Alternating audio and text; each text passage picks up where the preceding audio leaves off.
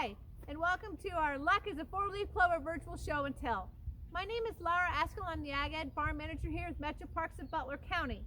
And even if you don't believe in St. Patrick's Day, or four-leaf clovers, or pot of gold at the end of the rainbow, or trying to catch a leprechaun, it's still exciting to go find a four-leaf clover out in the field. And we all have that one friend who can find them faster than you do.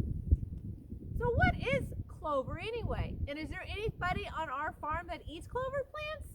Well, let's find out the answers to those questions and a few more with some fun activities and of course a live animal demonstration.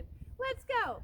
So before we start talking about what a four-leaf clover plant is, let's discuss the myths and the stories that surround it. We usually think that four-leaf clover represents St. Patrick's Day, which is Wednesday, March the 17th. But they'd actually appeared in centuries-old legends and stories as a symbol of good luck long before St. Patrick's Day ever became a holiday. Now, there are some other stories that go along with the four-leaf clover. The Irish Druids believed that when you carried a four-leaf clover with you in your pocket, it would help you foresee if a bad event was going to happen to you. And the Celtic peoples believe it offered protection, which warded off bad luck. And the children in the Middle Ages believed that if you carried a four-leaf clover in your pocket, then you would be able to get to see fairies. So there are many shared beliefs on what the four leaf represents. One of the most popular beliefs is that the four leaves represent hope, faith, love, and luck. And others say it's fame, wealth, love, and health. So why don't you print off your four leaf image and fill in 4 words that you think the 4 leaves represent. So what is a clover plant? Clover or trefoil are common names for plants of the genus Trifolium, which has at least 300 species of flowering plants in the legume or pea family. So why do farmers grow clover? Well, it provides high yields of good quality forage and palatable and nutritious food to the livestock and other animals. Clover continues to grow well even after mowing and or grazing, and is used as a green compost and cover crop. And if you combine it with grasses and other flowers, it provides nutritional and environmental benefits. Since clover is a legume, it is a nitrogen-fixing plant, and it brings nutrients to your soil and requires no fertilization. It has the ability to convert nitrogen into fertilizer using bacteria in its root system. And white clover is a rapid spreader that crowds out broadleaf weeds while growing harmoniously with grasses. And like white clover, red clover is native to Europe but has been naturalized in North America. It typically grows taller than white clover and produces attractive purple flowers. So who eats clover? Left uncut, white clover grows 4 to 8 inches tall and produces small white flowers that are often tinged with pink. Our red clover plants actually grow taller.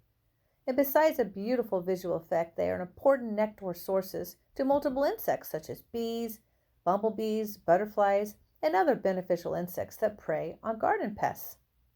Of course, all of our herbivores and omnivores at the farm eat clover, including our box turtles, rabbit, chickens, and goats.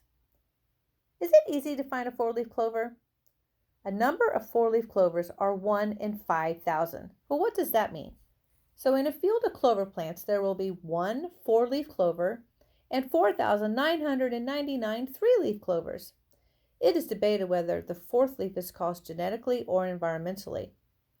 Who knows?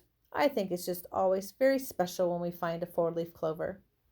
How about you? Well, here's a cutie that absolutely loves to eat clover, and he doesn't mind if it's a 3 or a 4-leaf clover either. Do you know what kind of rabbit this is? Well, let's look at his white body parts. He's got a white blaze on his nose. He's got a white saddle on his shoulder, well, at least partial one. He has a white collar around his neck, and he has white tummy and feet. So that makes him a Dutch rabbit. So let me introduce you to Neptune. This is a 2.5-year-old rabbit, and he lives with the Asclepius family. So Dutch rabbits come in 7 recognized colors.